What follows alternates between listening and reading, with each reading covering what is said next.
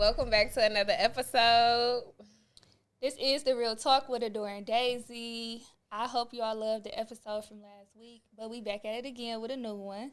And before we get started, I would like to say this is a sensitive topic for our watchers and our listeners. Just wanted to throw that out there. But we're going to go ahead and jump right into our guest. Go ahead and introduce yourself, Taylor. Hi, my name is Taylor. And tell them, who you are, a little background about yourself. What y'all like? What you mean background? Like, What do you like to do? What do you like to do? What do you do now? I don't really do much now. I really just focus on healing and background as much. I'm 19 years old. Like, I just graduated school a year ago. So right now I'm just in the process of trying to figure out my life. Okay. So, And you said I'm sorry. Okay. You said you're in the process of healing. Yeah. You want to tell the people what you are healing from? I'm healing because a few months back, I lost my son due to child abuse from a babysitter. So I'm just in the works of getting over that, healing from that, and things how I can move forward from stuff like that. So before we get into that, we usually like to ask each other, how's your mental health? But I'll go first, then she'll go. Okay. And then you can go. So my mental health is good. I'm in a good space. I'm just happy to be back in the studio and recording. This is my happy space. It's my happy space as well. Like, I've been so happy since we started back recording. Like, we hadn't dropped in over a month. Yeah, y'all took a minute off. We took a little minute, and people noticed. Like, Yeah. I did. I'm We like, was shopping around for a new studio. yeah. So, now that we are back recording, like, I'm so excited. Like, we got a lot of things coming up, a lot of things to look forward to. And yeah, it's my mental health is good. I'm getting myself together as well. Like, I'm a mother of two, so my life is very hectic. I juggle my business, my job, my other business, somebody else's business. Like, I do a lot, but I'm in a good mental space. Like, again, I'm happy we with a new network, and we back recording. And thanks for being patient. You did reach out a few times. Yeah. It wasn't that we was like ignoring you. We really just wasn't recording. I knew y'all wasn't ignoring me, but I was reaching out to y'all because I feel like I would be comfortable with y'all because y'all females and I can relate to y'all more. And then you say you a mama, so I can relate to you more. And this is my first time actually really talking, like telling my story. And I can't wait to hear it. And I didn't want to be around people, that made me feel like too much. Yeah. But as of right now, my mental health, I really don't know how to explain it because some days I'm up, I'm going, but it's like a maniac state. But then some days I'm down, I'm low, and I can't get up. So really, I don't know how to explain how my mental is right now. But as of right now, as sitting right here, I feel comfortable. I feel y'all good vibes, y'all good energy, and I feel good. I'm glad to hear that. So, like, again, we did say this is a sensitive topic. I want to know, like, how was your mind when they told you that, you lost your son? No, let's rewind. How was your mind when you got that call that he was going to the hospital? When I got that call, it was like 1 a.m. I was at work. And I got the call, and it wasn't really the phone call. It was the message that was sent to my phone. Because I got the phone call. She was like, Taylor, because I'm working. I was waitressing and bartending, so I wasn't on my phone. So she called me like, Taylor, you ain't see that picture I seen you? Something is wrong. I'm like, what you mean? So I look at the picture. It's my baby face all swollen, beating up and stuff. I'm like, no, what you mean? What you mean? What happened? What happened? He talking about, I don't know. He was asleep. He might be having an allergic reaction. And as soon as I got the phone call, I hung up on her. Like, it was like 1, 2, 3. And then a random man that was sitting at the bar at my job. I'm like, please, I ain't have a car then. I ain't had nothing back then. So I'm like, please, can you take me up the street to my house? Please take me up the street. I live like 10 minutes away. Can you please take me home? So he rushed and hurried me home, and I ran up in my apartment building, and then I see my baby right there. So she hadn't even called the police? No, she had not called the police. She haven't called. She ain't called me or nothing until like hours prior after like what happened. She did not call nobody like until that phone call. She called me. So I know you probably can't talk much about the situation, but was that your friend? Yeah, that was like a close friend. Like, I would call her like a sister, honestly, because normally I'm an open person. I'm a real genuine person. And if I see somebody that's in need or help, just like how I get closer to them people. Like, I gravitate to them people. So we only knew each other like in a 5-6 month period of time. But as we talked every day. She lived right upstairs. She came to my house every day. She came to me about her problems. I went to her about my problems. So it came like a sister bond, more than like a friendship. It was like we was like sisters for real. I consider her a sister. After, even with that short amount of time, I love that girl. Like, she was a sister to me. So when you I don't even know what's next. Like, that's so much. Like, Yes. it's just so much to grasp. I'm just like, damn. I could literally. Do y'all want me like literally start from when I got there and like? That was gonna be my next question. Yeah. So when I got there, she called me as soon as I was pulling up, and she was like, "Taylor, hurry, hurry, hurry!" But she didn't know I was pulling up, so I ran into the apartment building. She met me at the door, and then we ran upstairs. And the first thing I seen was my son on the kitchen floor, like having seizures, like back to back, and one eye was shut, one eye was just like popped out a little bit. So I started panicking, I started freaking out, and I ran back to like towards the front door because I couldn't see my son like that. He was on the ground, and her boyfriend at the time was like flipping my son on the side, so like because he was having seizures. Right. So I couldn't see that, so I hurried up and turned around, and I'm just at the door panicking like, oh my God, something wrong with my son. And she's covering me, like holding me, like, Taylor, it's okay, you gotta be strong, he's okay. Like she was holding me like how you know when something going through, she was holding me like, it's gonna be okay, the ambulance on the way, it's an allergic reaction, he'd be fine. And then her boyfriend was talking to me as well, like, I went through this as a kid, as a baby, he'll be fine, we seen this, he's okay. So then after that, the ambulance put up, and then they didn't even, when people in that type of state, you don't supposed to move them. And I knew something was suspicious right then and there, but at the time, my mom couldn't register, but her boyfriend grabbed my son and picked him up and ran him outside. I'm like, no, don't move him. Like, let the ambulance come in. If something happen, like, you might make him worse by moving him. But we ran outside the ambulance, and then we talking to the paramedics, and they was like, and they was telling them, like, so what happened? They was like, oh, he had an allergic reaction. And then the boyfriend was like, I wasn't here. I was at work. I just seen him like this. So then on the way to the hospital, they still ain't tell me nothing about my son's condition. Even though the paramedics knew at the time, like, this wasn't no allergic reaction. I still did not know that myself. Like, I'm still holding my son's hand. He's still seizing, like, every 2 to 3 minutes, he's still seizing. So we get to the hospital, and then they take him to the emergency part, and then they came back to me. A nurse came to me, like, we got to put a tube down his throat. He not breathing. I'm like, okay, let me just calm down, because when people have allergic reactions, they throat close. Like, so, of course, maybe he can't breathe. So I'm like, okay, it's cool. So they put me into a room aside. Then they had a chaplain came in. And I knew when they had that chaplain come in, I'm like, this got to be a little bit more serious, because they not about to have a chaplain come talk to me about my son just having an allergic reaction. Mm-hmm. So the chaplain came in. She tried to get me to calm down. I calmed down. And as soon as they got me to calm down, the surgeon walked in. I'm like, my son gotta have surgery? Like, what's the problem? He was like, Taylor, if you don't sign these consent forms for me to have surgery for your son right now, he would die or be paralyzed. And I lost it there. I swear to God, I lost it. I'm on the ground, kicking the ground. Ooh, baby. Yeah. Okay, so we basically got the story. You said you didn't have no mom and no dad. Yeah. I was adopted when I was 8 months. Before I was adopted, I was in foster care. But the adopted mom I had, like, she had a roof over my head, yeah, of course, but I didn't have a real parent. I didn't have no real guidance or anything. Like, anything I had on my own, I got on my own. I got my first job at 12 working on San Mount Corner, walking up to an ice cream shop at 12 years old, making $4 an hour just because my mama license and water was off. And that summer, I remember that summer, like, that's when I realized, like, my mama is not as good as other parents, because that's when you, around 12, 13, that's when you allowed to go over your friend's house, you allowed to make friends. So I'm going over my friend's house, I'm seeing they got a matching living room set, they got a TV.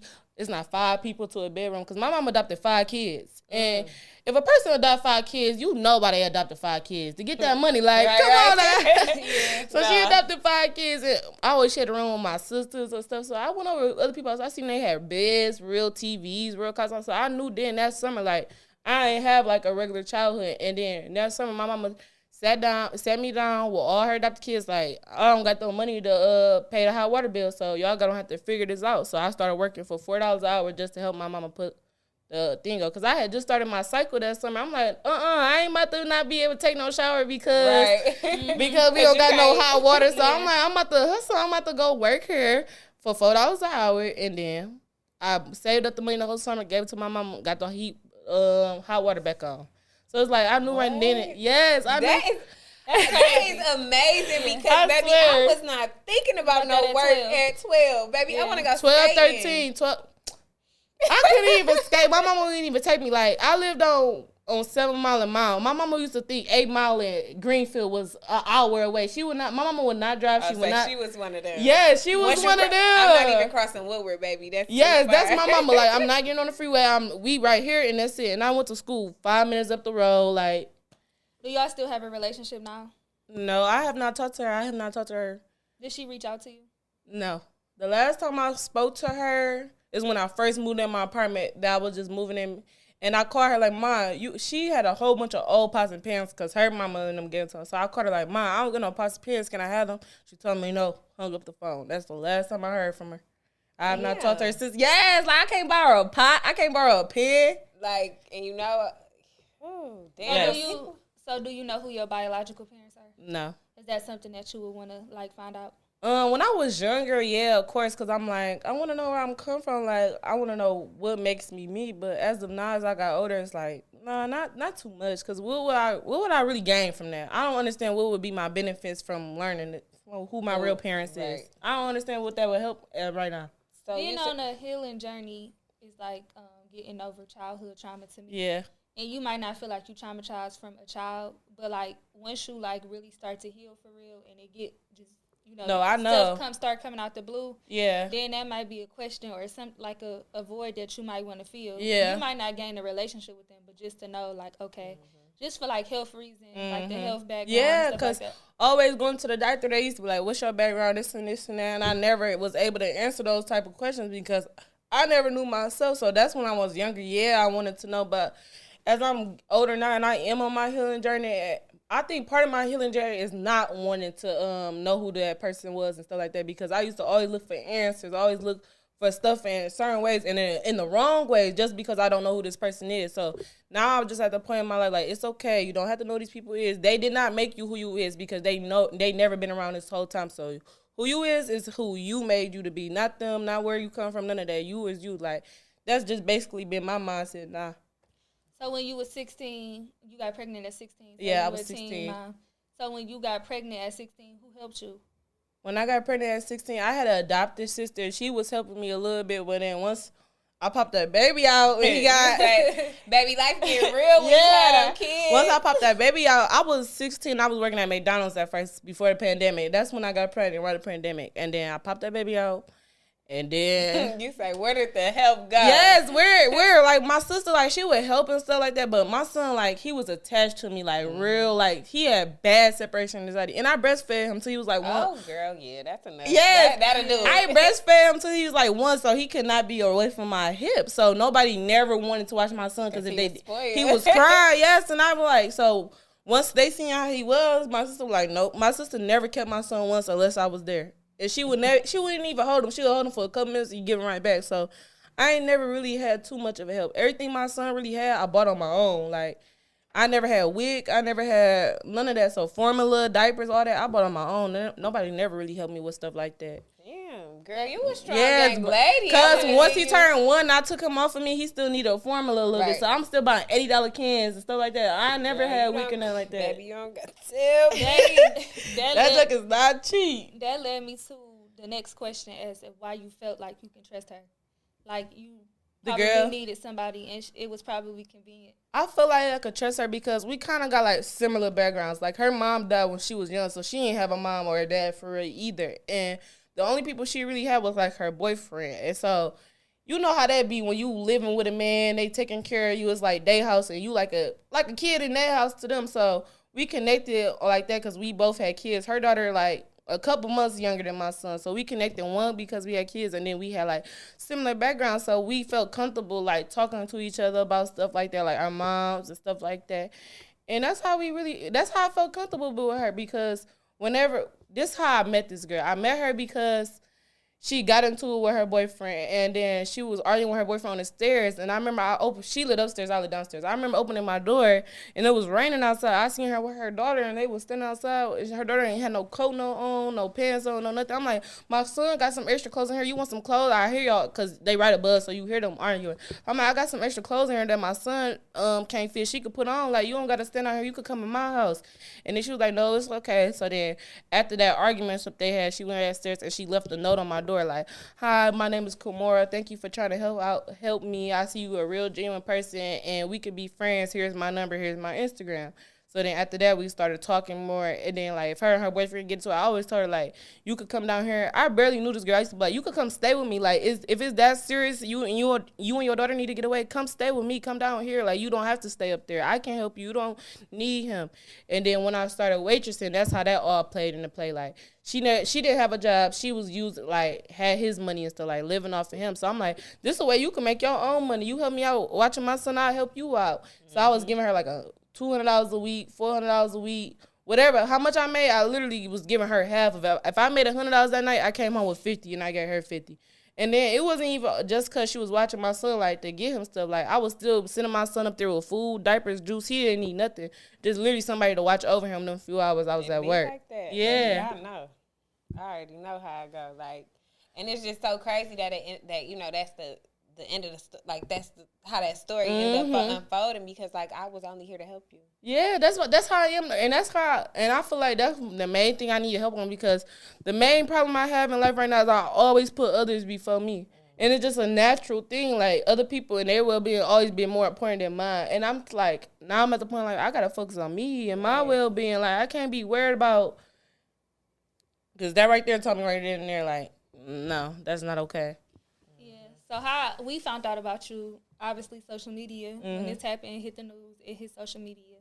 I see that you had a lot of people that was trying to support you on social media. Like, how did that make you feel, because you weren't a social media person?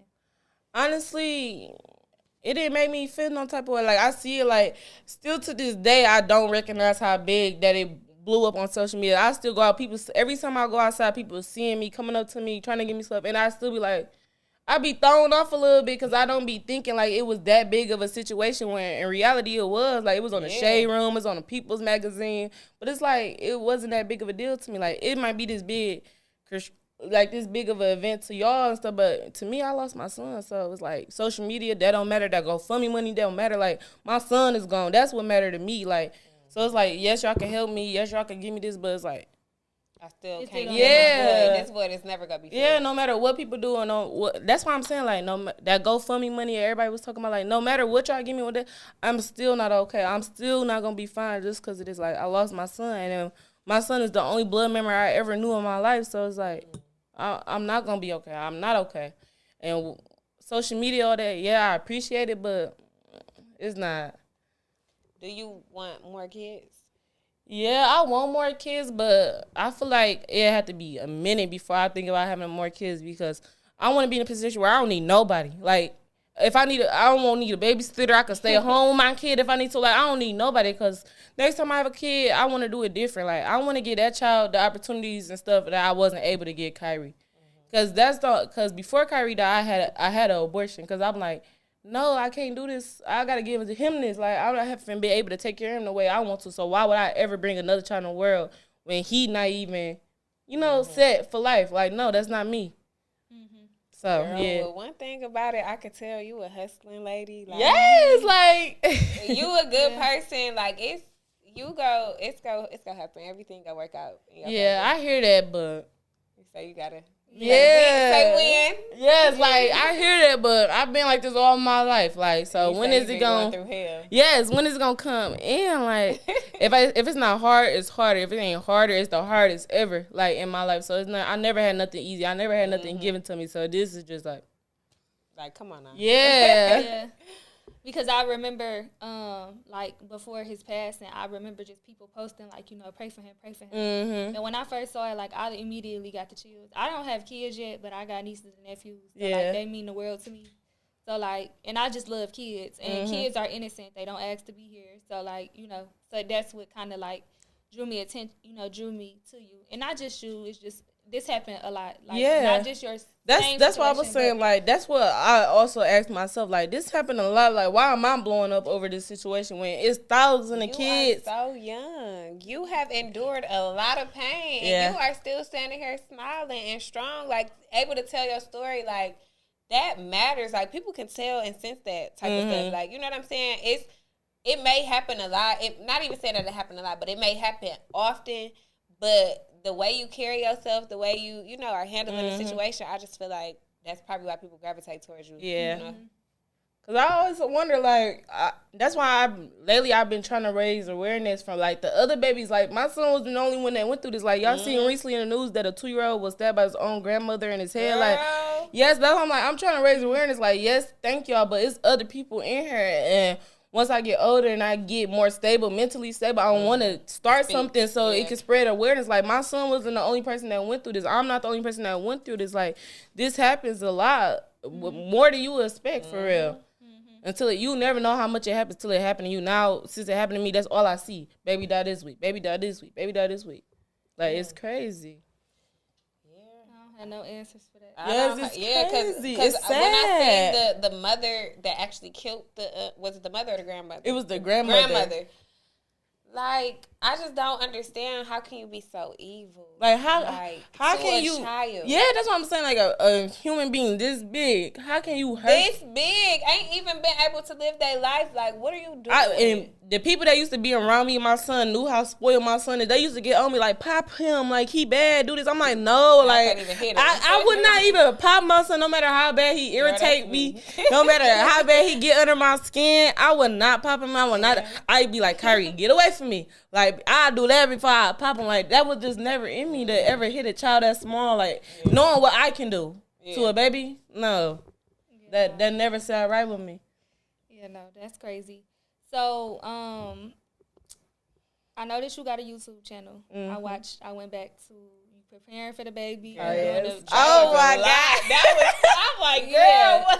I was up till 1 a.m. watching it, and it just like really broke me because it's like, okay, the thing is, you're sitting here and you're smiling, but that doesn't necessarily mean that you're okay. Mm-hmm. Like some people like rather deal with stuff in private, however, whatever. But it just,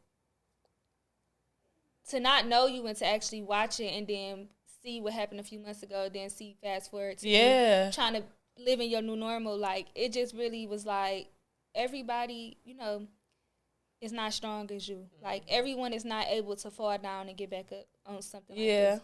I understand what you be saying when people say that about how strong I am, but I feel like that's just a persona that I give off. Like, even with social media, like, I'm not a type of person, an outgoing person, but it's like, I come off that way. I don't know. Like, I'm a real introvert person. Like, I don't like being around other people. I got real bad anxiety.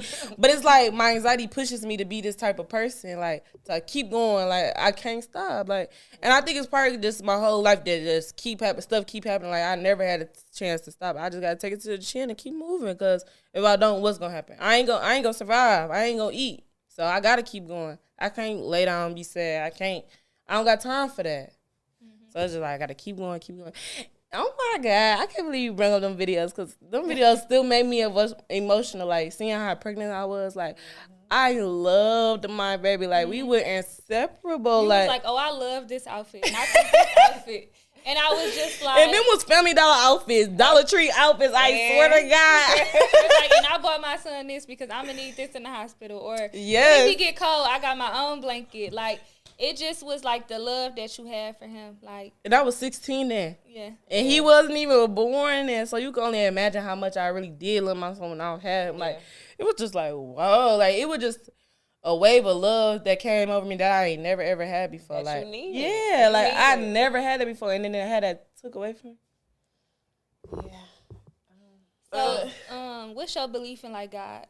I believe in God 100%. Like, and that was the craziest thing. I feel like losing my son was one of my biggest trials and tribulations I ever had to go through because before my son died, I ain't gonna lie, me and my son was struggling. Like, and then I met a person at my waitressing job that was helping me get closer to God. Like, even though I had the type of parent I had, I stayed in church because she was a preacher's daughter. Like, my granddad and stuff, before they died, he was the preacher, and then my grandma was the first lady. So I knew I was well taught with God and stuff. So I always believed in God, but as I got older and I got on my own, I got away from it.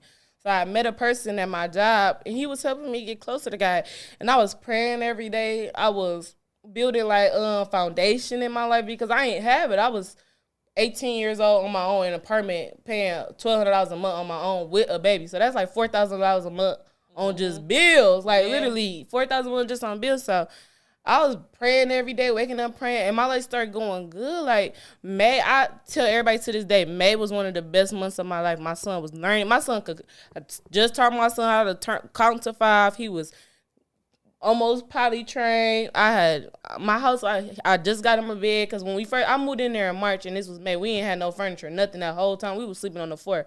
I had bought my son a bed before I bought me a bed. I had the couch coming soon. Like my life was getting together. I'm like, finally, I'm in a point in my life where stuff is going right because I ain't never had nothing really just constantly go right and keep going and keep going. Now I finally get to that point, and it's like, as soon as I get to that point, I lose my son. Like, I still don't get that. Like, and that's why I'm like, it got to be a trials and tribulation, and it's not for me to understand. It's for me to keep walking by faith because everything is not supposed to be understand when God put you through stuff.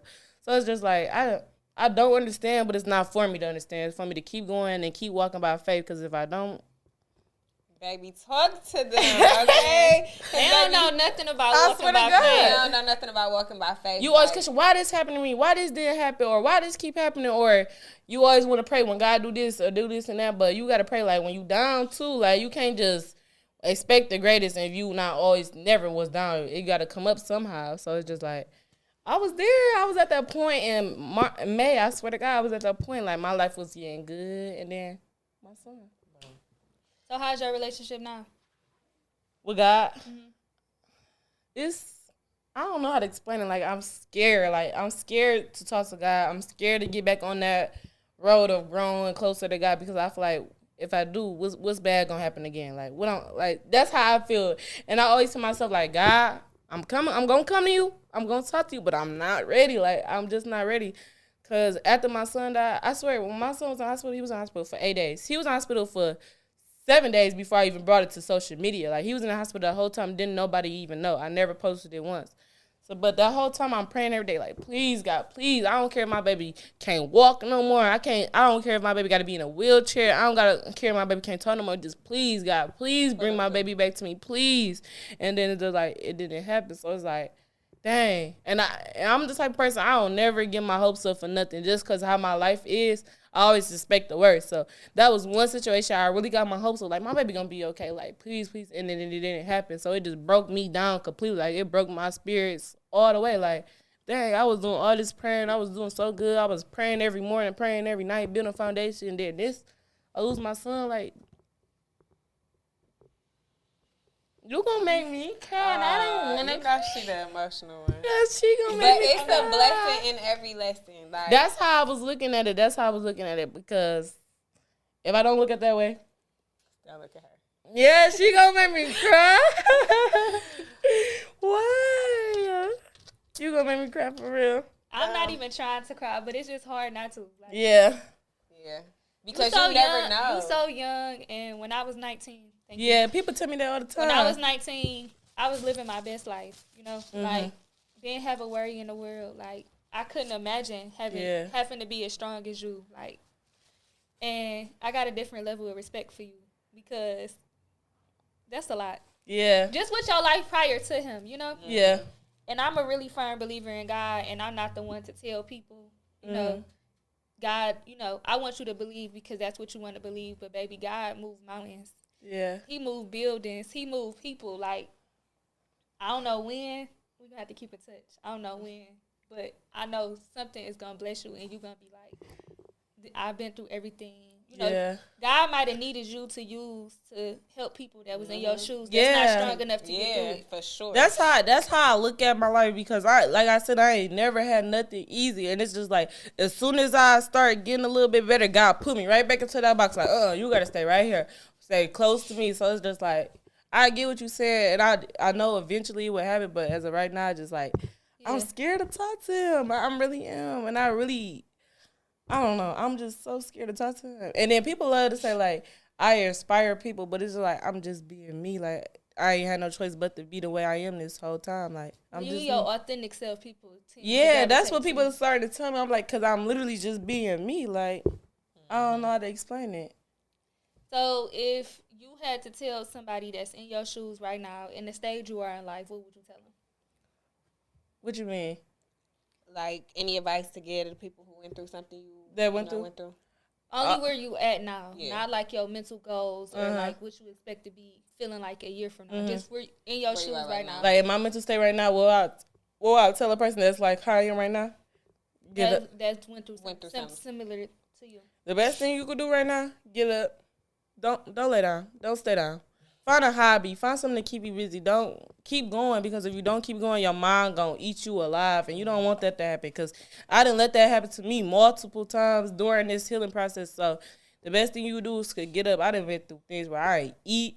I couldn't sleep. Like, then I have maniac stages where I'm up, I'm cleaning, I'm all this and that. So the best thing you can do is find you something to do, find you a hobby, have something that you can focus on so you can keep going, because if you don't, you gonna fall down.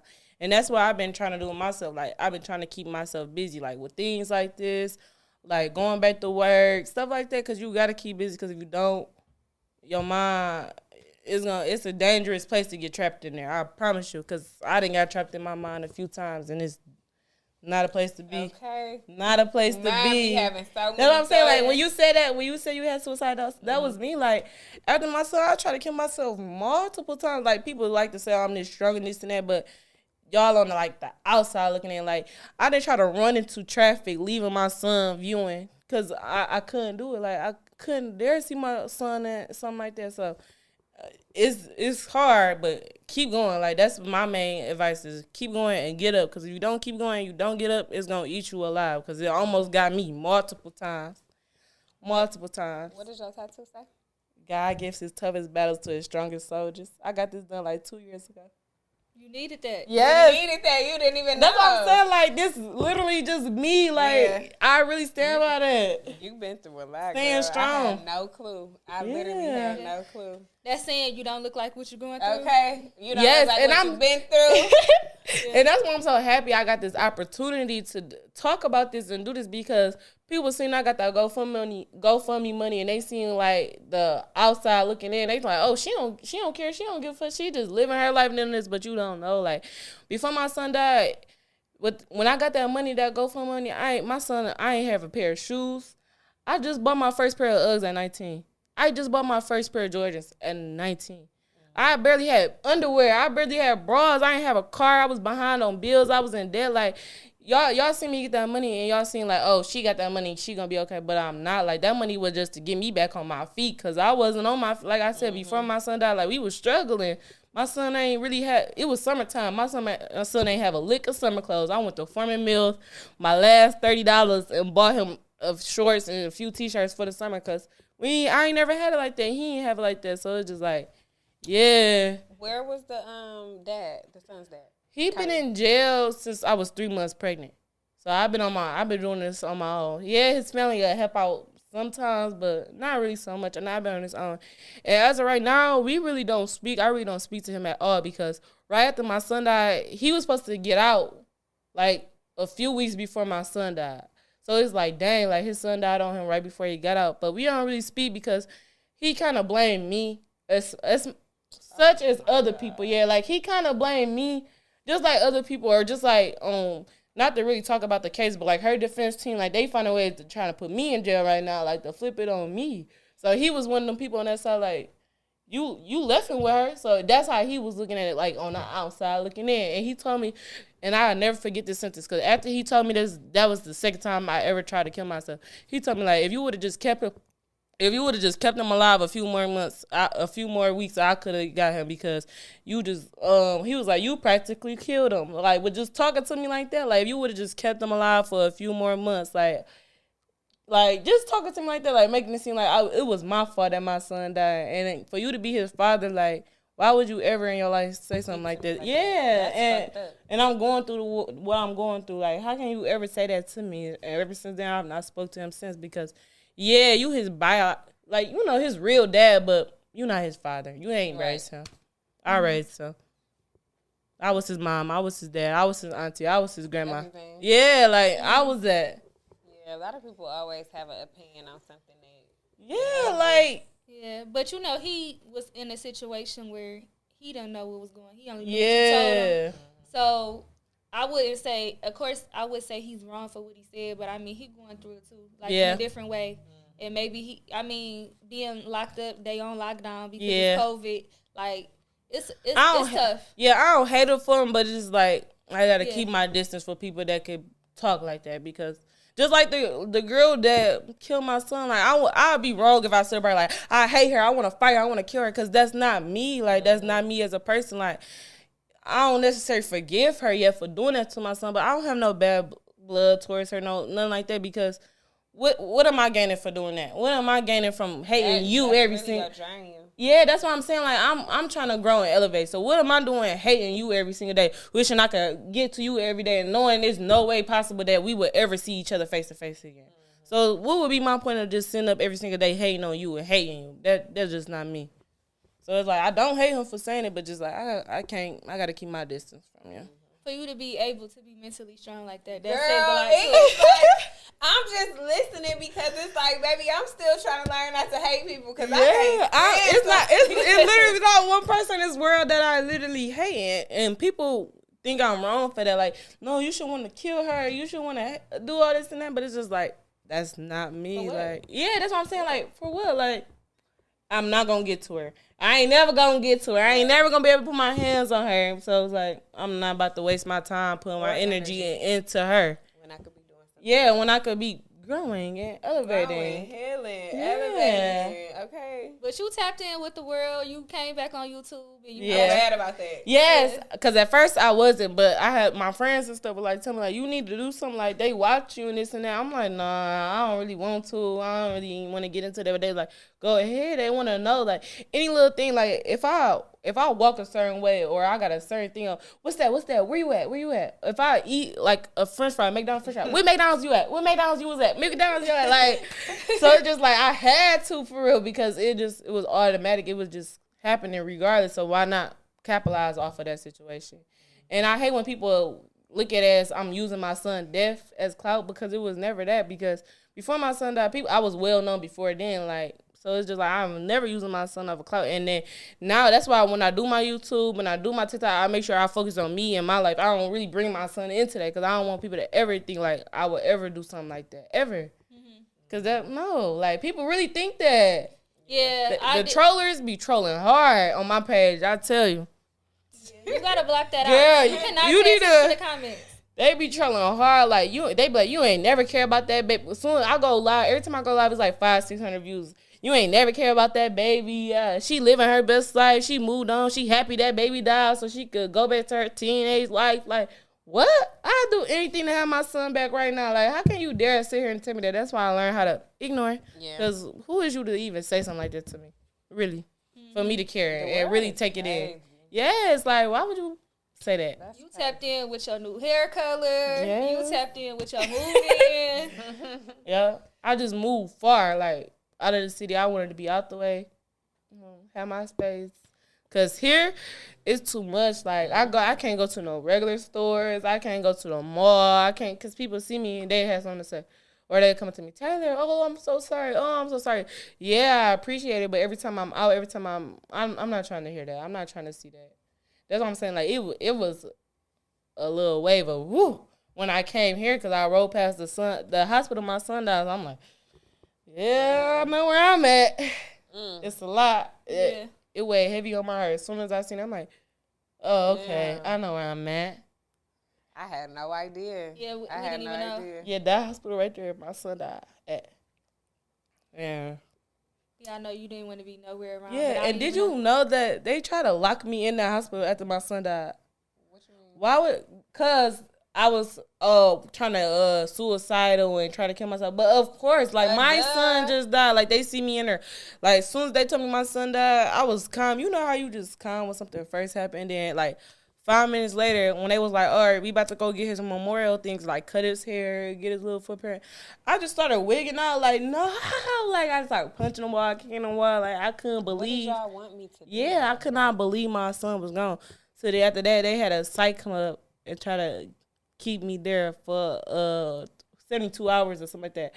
Why would y'all even try? Do that? And I'm the mother. Like, who are right? Why would y'all ever in y'all life try to lock me in the hospital? My son literally just died. And like, y'all think that's gonna help me? Yes, that's what they.